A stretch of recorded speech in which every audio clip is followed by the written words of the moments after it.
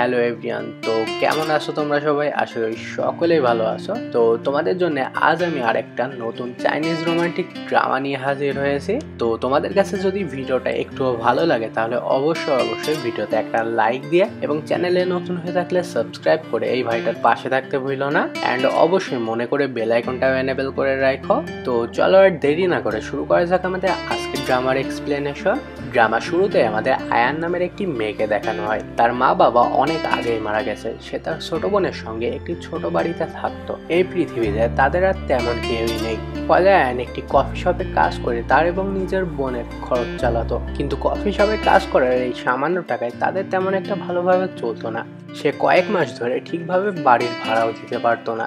ফলে বাড়িওয়ালা মাঝে মাঝে এসে আয়ানের উপরে অনেক রাগ দেখাতো এবং সে আয়ানকে বলে এবার যদি সে ঠিক মতো বাড়ি ভাড়া না দিতে পারে তাহলে তাকে এই বাড়ি ছেড়ে চলে যেতে হবে।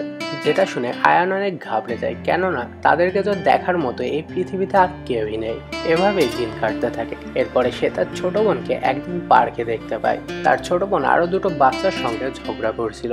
আয়ানের ছোট বোনের নাম হচ্ছে জিয়া। বাচ্চা দুটো বলে তারা ছুটিতে তাদের বাবার সঙ্গে বেড়াতে যাবে এবং জিয়াকে বলে সেও কি তার পরিবারের সঙ্গে বেড়াতে যাবে। এতে জিয়া বলে সেও বেড়াতে যাবে তার পরিবারের সঙ্গে। এখানে জিয়া দেখানোর চেষ্টা করছিল তারাও অনেক ভালো আছে। এতে বাচ্চা দুটো বলে জিয়া কার সঙ্গে যাবে, তার তো বাবা মা কেউই নেই। বাচ্চা দুটো জিয়ার বাবা মা না থাকায় তাকে নিয়ে মজা করছিল। এতে আয়ান ওই বাচ্চা দুটোর উপরে অনেক রেগে যায় এবং সে তাদেরকে ভয় দেখিয়ে সেখান থেকে তাড়িয়ে দেয়। এরপরে সে তার কাজে চলে আসে। সেখানে তার সঙ্গে ইয়ান নামের একটি ছেলেও কাজ করত।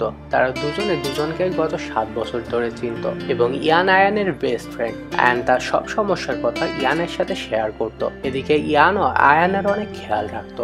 ইয়ান আয়ানের কথা শুনে তাকে হেল্প করতে চায় এবং বলে আয়ান যদি চাই তারা তার বাড়িতে এসে থাকতে পারে। সেখানে তাদের কোনো বাড়ি ভাড়াও দিতে হবে না এবং বাড়ি ভাড়ার টাকাটা তাদের বেঁচে যাবে। কিন্তু আয়ান ইয়ানকে না করে দেয়, কেননা সে ইয়ানের উপরে বোঝা হইতে চাচ্ছিল না। অন্যদিকে আমরা জিয়াকে দেখতে পাই, যে কিনা হাঁটতে হাঁটতে একটি রেস্টুরেন্টের সামনে এসে দাঁড়ায়। সেখানে একজন বাবা তার মেয়ের সঙ্গে রেস্টুরেন্টে বসে খাবার খাচ্ছিল। ওই মেয়েটার বাবাকে তারা আদর করে দেখে জিয়া মনে মনে অনেক কষ্ট পায় এবং সেখানে এসে দাঁড়িয়ে থেকে তাদের দেখতে থাকে। জিয়াকে দেখে রেস্টুরেন্টের ম্যানেজার ভেতর থেকে বেরিয়ে আসে এবং সে এসে জিয়াকে অনেক বকাবকি করতে থাকে এবং তাকে সেখান থেকে চলে যেতে বলে। ম্যানেজার জিয়াকে রাগারাগি করছিল, তখনই সেখানে একটা ছেলে চলে আসে যার নাম ছিল জুন। ম্যানেজার জুনের সঙ্গে অনেক ভালোভাবে কথা বলছিল। অপরদিকে জিয়াকে সে অপমান করতে থাকে। এতে জুন রেগে গিয়ে বলে সে এই মেয়েটির গার্জিয়ান। এতে ম্যানেজার একটু ঘাবড়ে যায়। জুন কি হয়েছিল সেটা জানতে চাইলে ম্যানেজার তাকে বলে জিয়া এখানে অনেকক্ষণ ধরে দাঁড়িয়ে আছে। এটা শুনে জুন জিয়াকে ভেতরে নিয়ে যায় এবং সেখানে তারা খাবার খায় একসঙ্গে। জুন জিয়াকে দেখে মনে করেছিল জিয়ার হয়তো অনেক ক্ষুধা লেগেছে, তাই তাকে সে এই খাবারগুলো কিনে দিয়েছে। এতে জিয়া বলে তার ক্ষুধা লাগেনি, সে আসলে সেখানে দাঁড়িয়ে ওই মেয়ে এবং তার বাবাকে দেখছিল, কারণ তার বাবা মা অনেক আগেই মারা গেছে এবং জিয়া তাদেরকে অনেক মিস করে। এটা শুনে জুন চুপ হয়ে যায় এবং তার মনে মনে অনেক খারাপ লাগতে থাকে। অপরদিকে আমরা আয়ানকে দেখতে পাই, সে জিয়ার জন্য অনেক খাবার নিয়ে এসেছিল।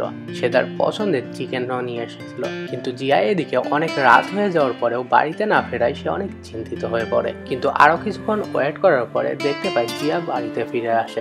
আয়ান জিয়াকে তার ফেভারিট চিকেন দেয়, কিন্তু জিয়া সেটা খেতে না করে দেয়। এতে আয়ান মনে করতে থাকে জিয়ার কি হলো, সে তার ফেভারিট চিকেন খেতে না করছে। তখন জিয়া আজকে ঘটে যাওয়া ঘটনা সম্পর্কে বলতে থাকে। সে বলতে থাকে আজকে তার সঙ্গে অনেক হ্যান্ডসাম একটা ছেলের দেখা হয়েছিল যে তাকে খাবার খাইয়েছে এবং সে তার সব কথাও শুনেছে। এটা শুনে আয়ানের মনে প্রশ্ন হয় যে এখনো কি এরকম মানুষ আছে যারা একজন অপরিচিতর জন্য এত কিছু করবে। যাই হোক, সে এসব কিছু ভাবা ছেড়ে সে তো নিজের কাজে মনোযোগ দেয়। এরপরে এভাবেই দিন কাটতে থাকে। একদিন জুন আয়ান যে কফি শপে কাজ করে সেখানকার ঠিকানা নিয়ে সেখানে আসে এবং সে এসে আয়ানকে বলে সে তার এবং তার বোনের সকল দায়িত্ব নিতে চায় এবং সে আয়ানকে একটা কন্ট্রাক্ট পেপারও দেয়। কন্ট্রাক্ট অনুযায়ী আয়ান এবং তার বোন জিয়া জুনের মেয়ে হওয়ার অ্যাক্টিং করবে। সে আয়ানকে বলে আমি জানি তোমরা এখনো অনেক খারাপ অবস্থায় আছো এবং আমারও কিছু পার্সোনাল প্রবলেম রয়েছে, যে কারণে আমি তোমাদের অ্যাডপ্ট করতে যাই।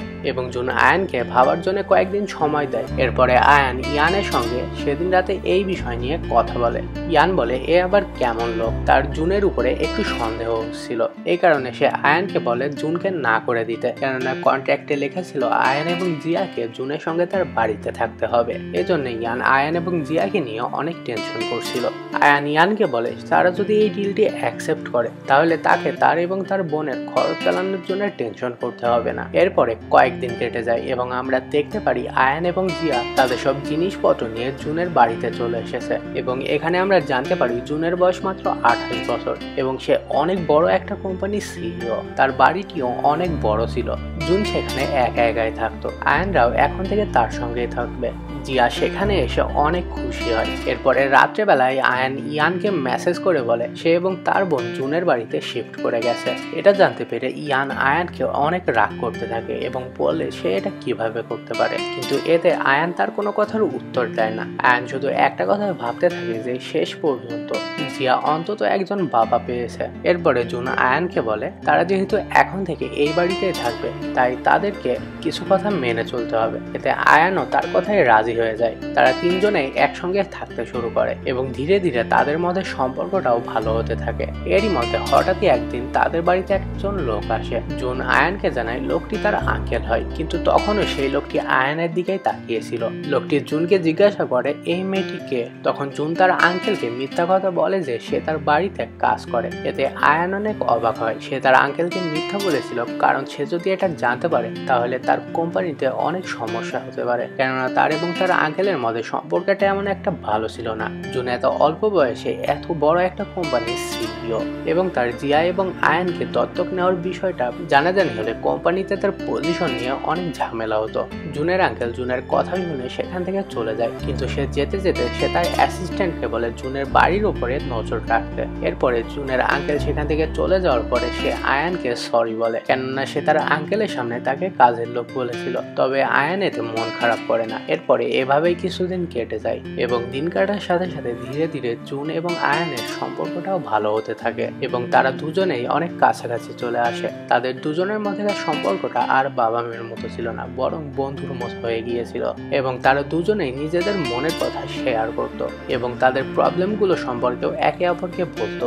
জুন মূলত জিয়ার জন্যই আয়ানকে অ্যাডপ্ট করেছিল, কিন্তু সে ধীরে ধীরে আয়ানকে পছন্দ করতে শুরু করে। এরপরে ধীরে ধীরে দিন কাটতে থাকে এবং আমরা দেখতে পাই তারা যেখানে যায় সেখানে তাদেরকে কেউ না কেউ ফলো করছিল এবং তাদের ছবি তুলছিল। এদিকে জুনও আয়ান এবং তার মধ্যেকার সম্পর্কটা ক্লিয়ার করতে পারছিল না। সে কোনোভাবে কাউকে বলতে পারছিল না যে সে আয়ানকে অ্যাডপ্ট করেছে। এটা নিয়ে মানুষজন অনেক কথাবার্তা বলতে থাকে। এরপরে আয়ান একদিন তার ফ্রেন্ডের বিয়েতে যাওয়ার জন্য রেডি হয়। তাকে অনেক সুন্দর দেখাচ্ছিল, এই কারণে জুন এক নজরে আয়ানের দিকে তাকিয়ে থাকে এবং সে ফিল করতে থাকে সে আয়ানকে পছন্দ করতে শুরু করেছে।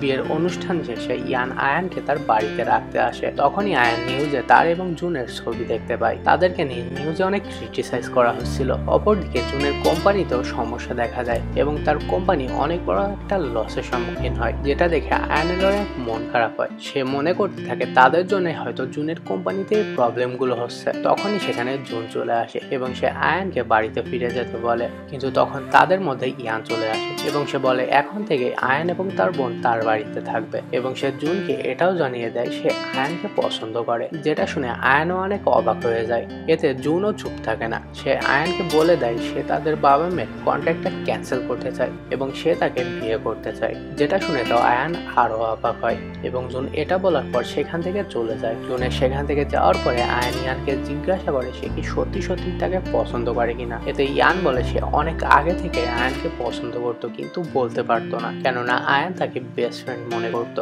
এজন্য সে কখনোই আয়ানকে এই বিষয়ে বলার সাহস পায়নি। এসব শুনে আয়ান অনেক অবাক হয়ে যায় এবং সে বলে সে কখনোই এরকম কিছু ভাবেনি এবং সে প্রথম থেকে ইয়ানকে অনেক ভালো বন্ধু মনে করে। আয়ানের এসব কথা বলতে অনেক খারাপ লাগছিল, কেননা ইয়ান তার অনেক খেয়াল রাখতো। এটা বলে সে সেখান থেকে চলে আসে এবং সে জুনের কাছে এসে বলে সে জুনকে বিয়ে করতে রাজি এবং এখানে আমরা জানতে পারি আয়ানের মনেও ধীরে ধীরে জুনের জন্য ফিলিংস তৈরি হয়েছে এবং সে জুনকে এখন ভালোবাসে। আয়ান জুনকে বিয়ে করতে রাজি এটা শুনে জুন অনেক খুশি হয়ে যায়, কিন্তু সে তাকে কয়েকদিন ওয়েট করতে বলে যাতে করে নিউজে যে সব কিছু চলছিল সেগুলো যাতে সে ঠিক করতে পারে এবং এভাবে কিছুদিন কেটে যায়। আয়ান কফি শপে কাজ করছিল, তখনই একদিন সেখানে জুন আসে এবং তারা দুজনে একে অপরকে দেখে অনেক খুশি হয় এবং ফাইনালি জুন আয়ানকে প্রপোজও করে দেয় এবং এরই মাধ্যমে এই ড্রামাটি এখানে শেষ হয়ে যায়। তো ভিডিওটি তোমাদের কেমন লেগেছে সেটা অবশ্যই কমেন্টে জানিও। এর সাথে সাথে তোমরা নতুন কোন ড্রামার এক্সপ্লেনেশন দেখতে চাও সেটাও কিন্তু অবশ্যই কমেন্টে জানাবা। আর তোমাদের মধ্যে থেকে যারা আমার চ্যানেলে নতুন তারা কিন্তু সাবস্ক্রাইব করে তোমাদের এই ভাইটার পাশে থাকতে ভুলো না। তো দেখা হচ্ছে অন্য কোনো ভিডিওতে, ততক্ষণ সকলেই ভালো থাকো। আল্লাহ হাফেজ।